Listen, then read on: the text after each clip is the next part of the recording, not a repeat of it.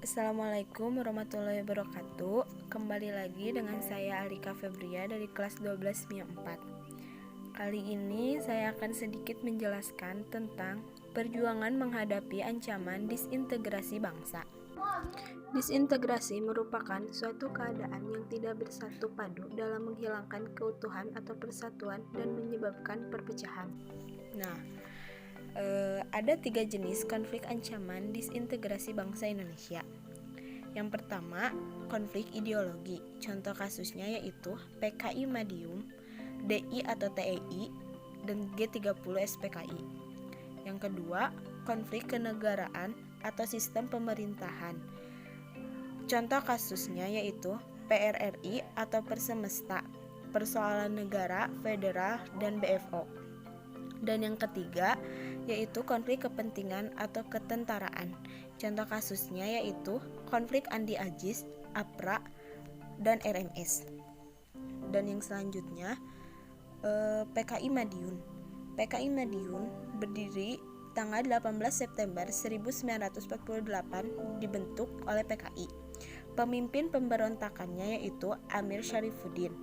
Dibentuk FDR dan awal pemberontakannya tanggal 22 Juni 1948. Dan PKI berhasil menguasai Madiun dan sekitarnya. Untuk pemberantasan PKI Madiun, pemerintah menetapkan gerakan operasi militer atau GOM 1. Pada 30 September 1948, seluruh Madiun dapat direbut oleh TNI. Dan persebaran DI atau TEI di Indonesia ada beberapa. Yang pertama, DI atau TEI Jawa Barat dipimpin oleh Sekar Maji Marijan Kartosuwiryo. Tertembak mati di pertempuran, dikalahkan pemerintah Indonesia tahun 1962. Yang kedua, DI atau TEI Sulawesi Selatan dipimpin oleh Abdul Qohar Muzakkar.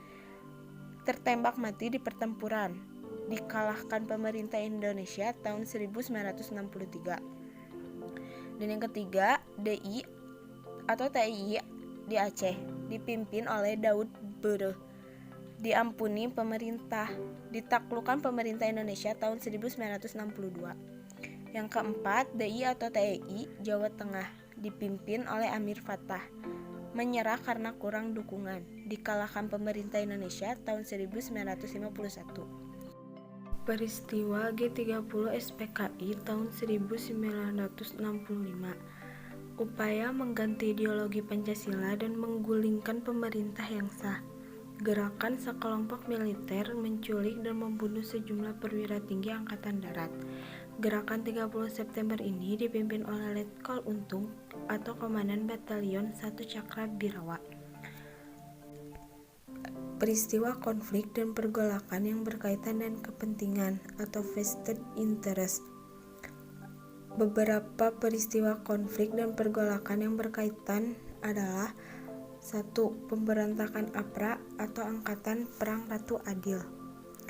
Berdiri pada tanggal 23 Januari 1950 yang dipimpin oleh Kapten Westerling.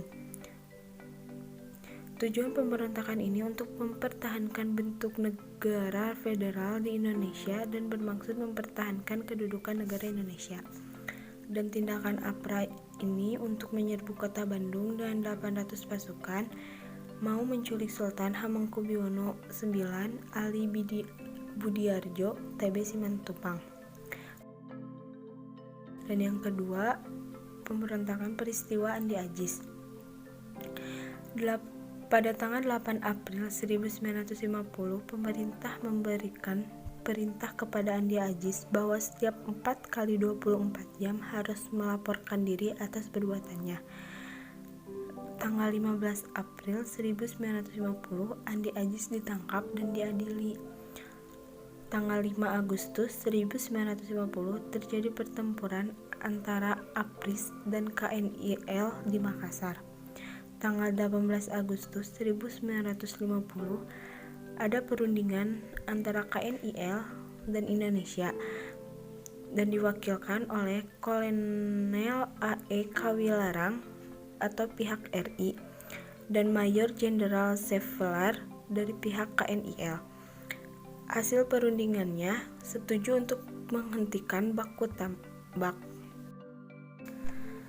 Dan yang terakhir adalah Gerakan Republik Maluku Selatan atau RMS yang berdiri pada tanggal 25 April 1950 yang dipimpin oleh Mr. Dr. Christian Robert Stephen Soumukil. Soumukil tidak menyetujui terbentuknya NKRI dan penggabungan daerah-daerah negara Indonesia Timur ke dalam daerah kekuasaan Republik Indonesia. Dan peristiwa konflik pergolakan yang berkaitan dengan sistem pemerintahan ada dua. Yang pertama, pemberontakan PRRI atau Permesta. Pemberontakan ini muncul disebabkan oleh beberapa faktor, yaitu 1. Pemerintah pusat belum mampu melaksanakan pola otonomi daerah dengan wajar dan benar. Kedua, pemerintah pusat mengalami labilitas. Dan peristiwa kedua adalah persoalan negara federal dan BFO. Pembentukan BFO pada tanggal 27 Mei 1948 dilatar belakangi oleh sikap Belanda yang tidak mau mengakui kedaulatan negara Republik Indonesia, meskipun Indonesia telah menyatakan merdeka melalui proklamasi 1945.